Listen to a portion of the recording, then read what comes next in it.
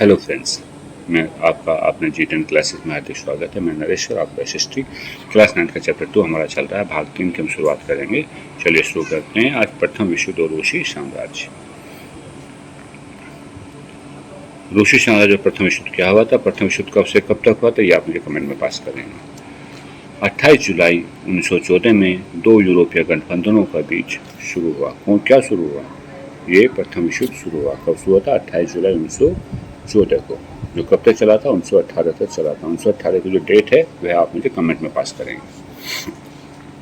एक और कौन कौन से गठबंधन? दो थे। एक और कौन कौन थे? जर्मनी, ऑस्ट्रिया और हंगरी और तुर्की जैसे देश थे, जिसे त्रिपक्षीय गठबंधन या केंद्रीय शक्तियां भी कहा जाता था।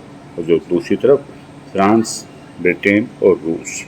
कौन कौन थे? फ्रांस, ब्रिटेन और रूस। कालांतर में इटली और रोमानिया भी इसमें शामिल हो गए थे, जिसे त्रिपक्षीय मैत्री कहा जाता था। यानी कि एक हो गया केंद्रीय शक्तियां, जिसको ध्रुवीय एक्सिस ध्रुव कहते थे, और दूसरा हो गया त्रिपक्षीय, यानी कि इसको मित्र देश कहा जाता था। तो दो गुटों के बीच में हुआ था, एक केंद्रीय शक्तियां और त्रिपक्षीय मैत्री, यानी कि मित्र देशों के बीच में यह हुआ था। इन सभी देशों का अपने अपने विस्तृत साम्राज्य थे, और जब उनके विस्तृत साम्राज्य थे, जिसके कारण यूरोप के साथ साथ यूरोप के बाहर भी फैल गया था। इसी जब ये यूरोप के बाहर फैल गया था, इसीलिए इसको प्रथम विश्व युद्ध की संज्ञा दी गई थी। ये आप एक चित्र देख सकते हैं, ये रूस के सिपाही हैं।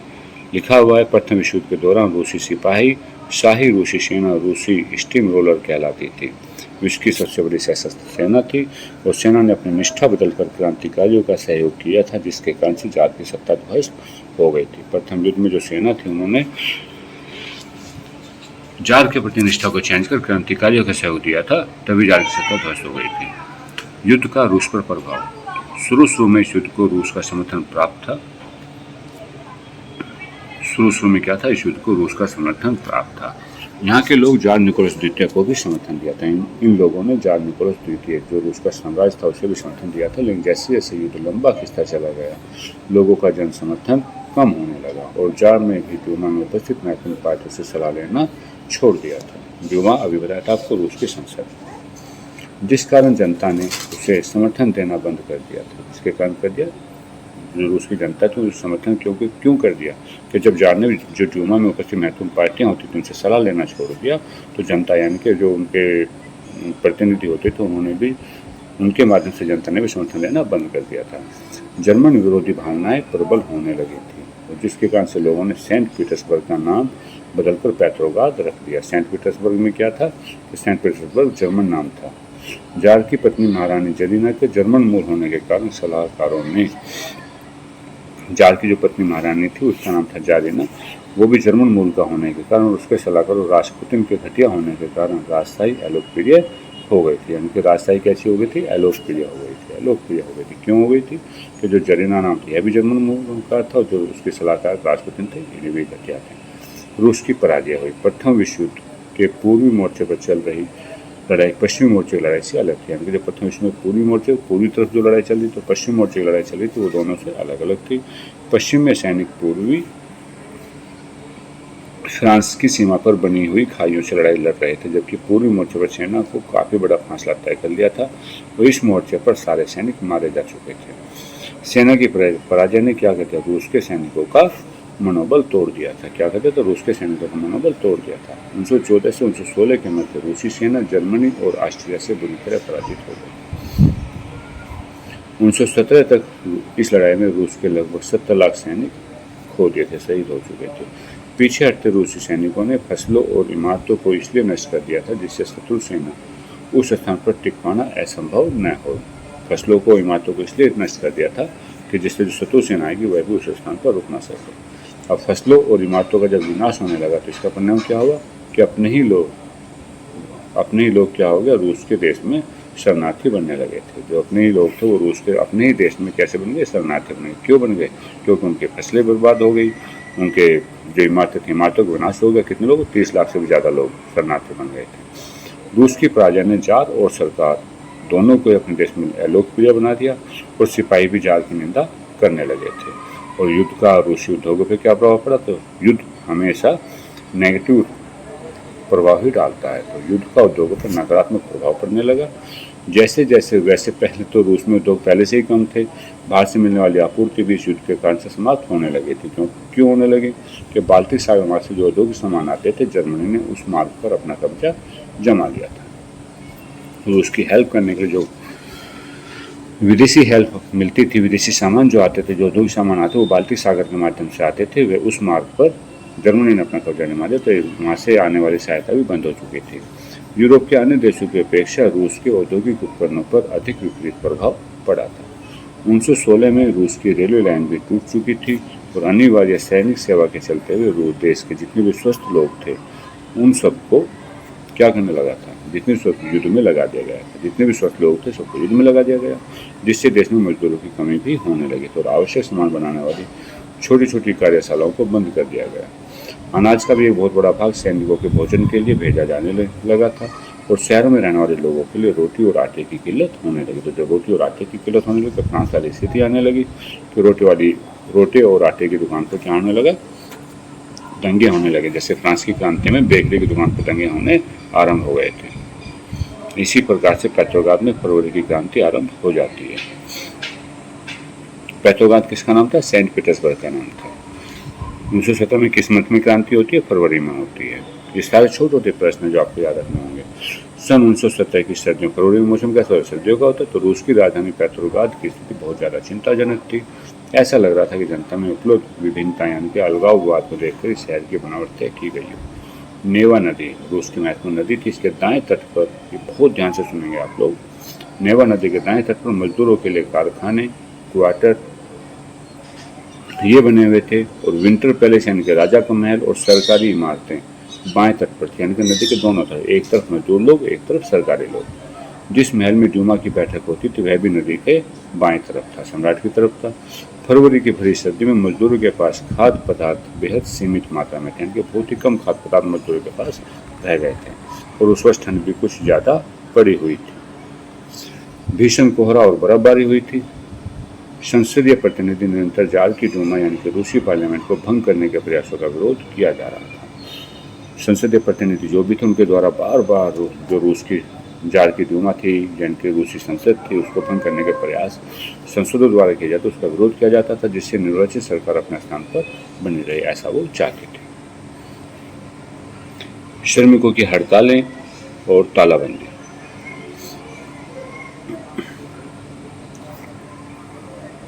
बाईस फरवरी 1917 को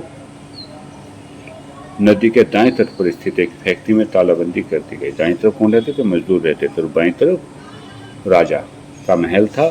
जो भी सरकारी इमारतें थी, सरकारी दफ्तर थे, वो सब नदी के बाएं तरफ थी, लेफ्ट साइड में थी। राइट साइड में फैक्ट्री में तालाबंदी कर दी। जब फैक्ट्री में तालाबंदी हुई तो मजदूर कहाँ जाएंगे? अगले दिन 50 फैक्ट्रियों के मजदूरों ने, कितनी फैक्ट्री? 50 फैक्ट्री मजदूरों ने इन्हीं फैक्ट्री के मजदूरों के समर्थन में हड़तालें आरंभ कर दी थी। क्लियर? हड़तालें आरंभ कर दी थी। बहुत सारे कारखानों में मजदूरों द्वारा हड़ताल का ऐलान कर दिया गया। इन्होंने तो आरंभ भी कर दी थी और कुछ में ऐलान कर दिया गया। इसी दिन 22 फरवरी 1917 को अंतर्राष्ट्रीय महिला दिवस का नाम दिया गया। क्यों दिया गया इस दिन? क्योंकि ये जो क्रांति हुई थी महिलाओं के आरंभ द्वारा शुरू की गई थी और इसलिए हम महिला दिवस सेलिब्रेट करते हैं। इस समय तक कोई राजनीतिक पार्टी आंदोलन को सक्रिय रूप से संगठित या संचालित नहीं कर रही थी। क्या नहीं कर रही थी? कोई भी राजनीतिक पार्टी आंदोलन को सक्रिय या संचालित नहीं कर रही थी। हड़ताल के चलते सरकारी इमारतों, फैशनेबल रिहायशी क्षेत्रों को मजदूरों ने घेर लिया था और परिणामस्वरूप सरकार ने कर्फ्यू लगा दिया। शाम तक सभी प्रदर्शनकारी चले गए, लेकिन 24 और 25 फरवरी को दोबारा एकत्र हो गए और सरकार ने उन पर संतुलन पाने के लिए घुड़सवार सैनिकों को, पुलिस बलों को आदि को तैनात कर दिया गया। अंतरिम सरकार का गठन।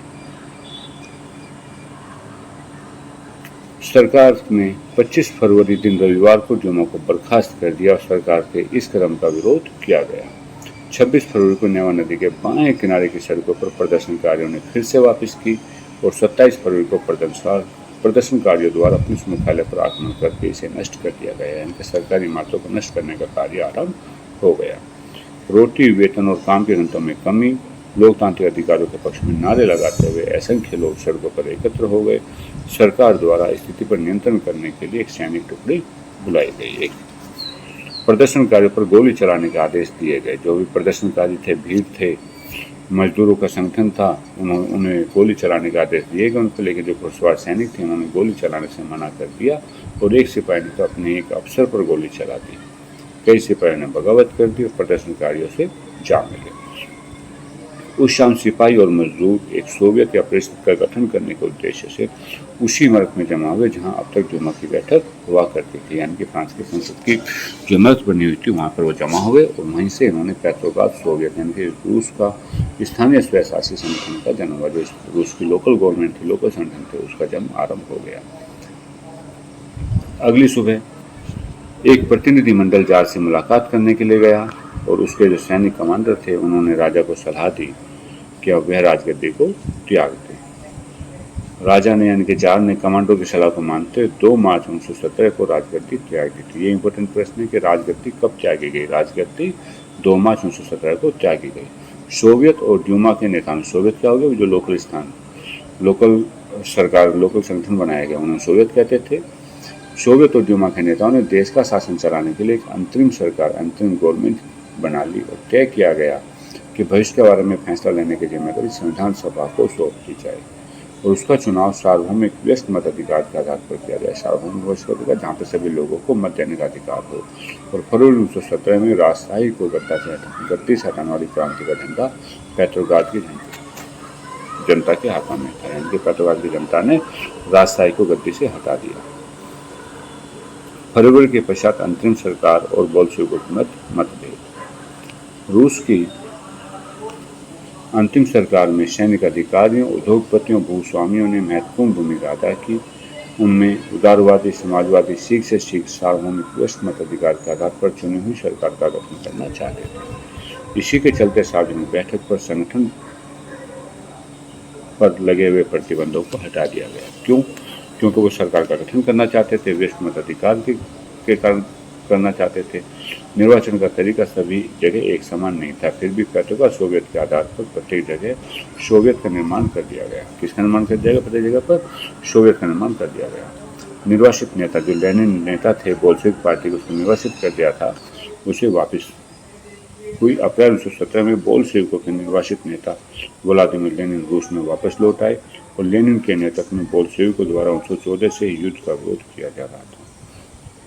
उनका मानना था यह वही समय है जब सोवियतों को सत्ता अपने हाथों में ले लेनी चाहिए। और लेनिन ने भाषण दिया था कि सभी बैंकों का राष्ट्रीयकरण होना चाहिए। क्या होना चाहिए? सभी बैंकों का राष्ट्रीयकरण होना चाहिए, यानी कि जो बैंक निजी संपत्ति थी अब वो निजी ना रह करके सरकारी संपत्ति हो जाए। युद्ध समाप्त किया जाना चाहिए और समस्त जमीनें किसानों को हस्तांतरित की जानी चाहिए। लेनिन ने अपने भाषण में 3 मांगों को रखा। बैंकों का राष्ट्रीयकरण होना चाहिए, नंबर 1 बैंकों का राष्ट्रीयकरण होना चाहिए, नंबर 2 युद्ध समाप्त होना चाहिए और नंबर 3 जितनी भी जमीनें हैं जमीनें किसानों को हस्तांतरित की जानी चाहिए। इन्हीं मांगों को लेनिन की अप्रैल थीसिस के नाम से जाना जाता है। तो ये प्रश्न बन जाता है यहाँ पर, लेनिन की अप्रैल थीसिस क्या है? तो लेनिन की अप्रैल थीसिस में 3 मांगे को माना जाता है, 3 मांगे मांगी जाती है। बैंकों का राष्ट्रीयकरण होना, युद्ध समाप्त किया जाना और समस्त जमीनें किसानों को हस्तांतरित किया जाना। जब उन्होंने यह सुझाव दिया, उन्होंने एक सुझाव और दिया कि रेडिकल्स के उद्देश्यों के लिए अपना नाम बोल्शेविक पार्टी से नाम बदलकर कम्युनिस्ट पार्टी रख दिया जाए। उन्होंने एक सुझाव और दिया, क्या दिया? कि अपना जो नाम था उनका बोल्शेविक पार्टी नाम था, बोल्शेविक का नाम बदल करके क्या रखा जाए? कम्युनिस्ट पार्टी रख दिया जाए। चलिए आगे चलते हैं। बोल्शेविक पार्टी के ज़्यादातर लोग अप्रैल थीसिस से असंतुष्ट, लेकिन जो उनकी पार्टी थी उस पार्टी के ज़्यादातर लोग क्या थे? अप्रैल थीसिस से, यानी जो 3 मांगे रखते उससे असंतुष्ट थे। उनके अनुसार यह समय समाजवादी क्रांति के लिए उचित नहीं था। फिलहाल अंतिम सरकार को ही समर्थन दे दिया और अगले कुछ महीनों की घटनाओं में उनकी सोच में बदलाव ला दिया। गर्मियां आते आते मजदूर आंदोलन और अधिक फैल गया। औद्योगिक क्षेत्रों में फैक्ट्री कमेटियों का गठन किया जाने लगा। मजदूरों द्वारा फैक्ट्री के मालिकों का विरोध किया गया। ट्रेड यूनियंस की संख्या भी बढ़ गई और वहीं सेना में सिपाहियों की संख्या सीमित होने लगी, यानी कि लोग सेना में कम जाने लगे। जून में लगभग 500 सोवियतों ने अपने प्रतिनिधि अखिल रूसी सोवियत कांग्रेस भेजे। कितने सोवियतों ने? 500 सोवियतों ने अपने जो प्रतिनिधि थे वो अखिल रूसी सोवियत कांग्रेस यानी कि सरकार बनाने के लिए भेजे और बोल्शेविकों का प्रभाव अंतरिम सरकार में कम होने लगा। कैसा होने लगा? उसकी शक्ति कम होने के कारण बोल्शेविकों का प्रभाव अंतिम सरकार की शक्ति कम होने के कारण बढ़ने लगा। सरकार को आंदोलन को कुचलने के प्रभाव भी हुए। सरकार ने लड़ाई को समाप्त करने के लिए कठोर कदम उठाए, जैसे नंबर 1, मजदूर द्वारा कारखानों को चलाने के प्रयासों को रोकने लगी। इसी तरह मजदूरों के नेताओं को गिरफ्तार करना आरंभ कर दिया। जो मजदूर कारखाने चला रहे थे उसके प्रयास को रोका जाने लगा। मजदूरों के नेताओं को गिरफ्तार करना आरंभ कर दिया गया। जुलाई 1917 में बोल्शेविकों द्वारा एक प्रदर्शन किया गया, जिसका सरकार ने विरोध कर बहुत सारे बोल्शेविक नेताओं को भागने पर विवश कर दिया गया। आंदोलन का ग्रामीण क्षेत्रों में फैलना, जैसे जितना आंदोलन को दबाया जाता है आंदोलन उतना ज़्यादा फैलता है, तो गांव के किसान और उनके समाजवादी क्रांतिकारी नेता भूमि पुनर्वितरण के लिए दबाव डालने लगे। यहाँ के किसान पहले इस काम को करते, अपनी जमीन से वो मीर को देते थे, कम्युन को देते थे। इस कार्य के लिए उन्होंने भू समितियाँ बनाने लगे और सामाजिक क्रांति से प्रेरणा लेकर के जुलाई और सितंबर तक किसानों ने जमीन पर अपना अधिकार कर लिया। अक्टूबर की क्रांति, अंतिम सरकार और बोल्शेविकों के बीच टकराव के चलते हुए लेनिन ने उन्हें संकेत दे दिए थे कि अंतिम सरकार कैसी हो चुकी है, तानाशाही थोपने के संकेत दे दिए थे। सितंबर में उन्होंने सरकार के विरुद्ध विद्रोह के बारे में चर्चा करनी शुरू कर दी। इससे सरकार के विरुद्ध सेना और कारखानों में स्थित सोवियतों को एकत्र करना आरंभ कर दिया।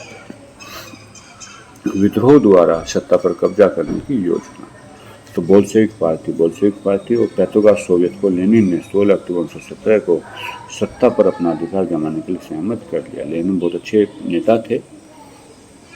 सत्ता पर कब्जा करने के लिए लियोन ट्रोट्स्की के नेतृत्व में सोवियत की ओर से एक सैनिक क्रांतिकारी समिति का गठन किया गया, जिसकी नेतृत्व किसने किया? लियोन ट्रोट्स्की ने किया। विद्रोह की शुरुआत, अब विद्रोह की शुरुआत हो गई। 24 अक्टूबर 1917 को विद्रोह आरंभ हो गया। तो अक्टूबर विद्रोह कब शुरू हुआ? 24 अक्टूबर 1917 को शुरू हुआ। संकट की आशंका के चलते प्रधानमंत्री थे केरेंस्की सैन्य टुकड़ों को इकट्ठा करने के लिए शहर से बाहर चले गए। शीघ्र ही सरकार के जो वफादार सैनिक थे उन्होंने 2 बोल्शेविक अखबारों के दफ्तरों को घेर लिया और विंटर पैलेस की सुरक्षा के उद्देश्य से सरकार ने सैनिकों की एक टुकड़ी भेज दिया। सरकार ने क्या कहते हैं, सैनिकों की एक टुकड़ी को भेज दिया। कहाँ पर? विंटर पैलेस की सुरक्षा करने के लिए, राजा की सुरक्षा करने के लिए।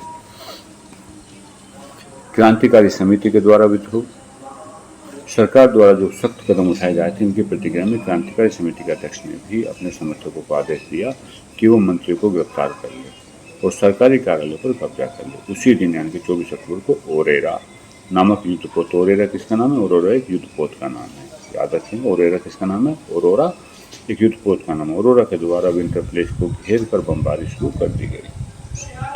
अन्य युद्धपोतों ने भी नेवा के मार्ग में आगे बढ़ते हुए कई सैनिक स्थलों को अपने कब्जे में ले लिया और शाम तक पूरा शहर समिति के नियंत्रण में आ चुका था। मंत्रियों ने क्या कर दिया? आत्मसमर्पण कर दिया। पूरे मास्को पर अखिल रूसी सोवियत कांग्रेस की बैठक बुलाई गई, जहां बोल्शेविकों का समर्थन बहुमत के कारण हो। यहाँ पे बहुमत था, बोल्शेविकों का समर्थन होने लगा और अन्य शहरों में भी बगावत होने लगी। तो क्या होगा कि दोनों ओर से गोलीबारी होगी, बमबारी होगी। दोनों ओर से जमकर गोलीबारी हुई, बमबारी हुई, विशेष तौर पर मास्को में। और दिसंबर तक मास्को और पेट्रोग्राद के इलाकों पर बोल्शेविकों का नियंत्रण स्थापित हो चुका था।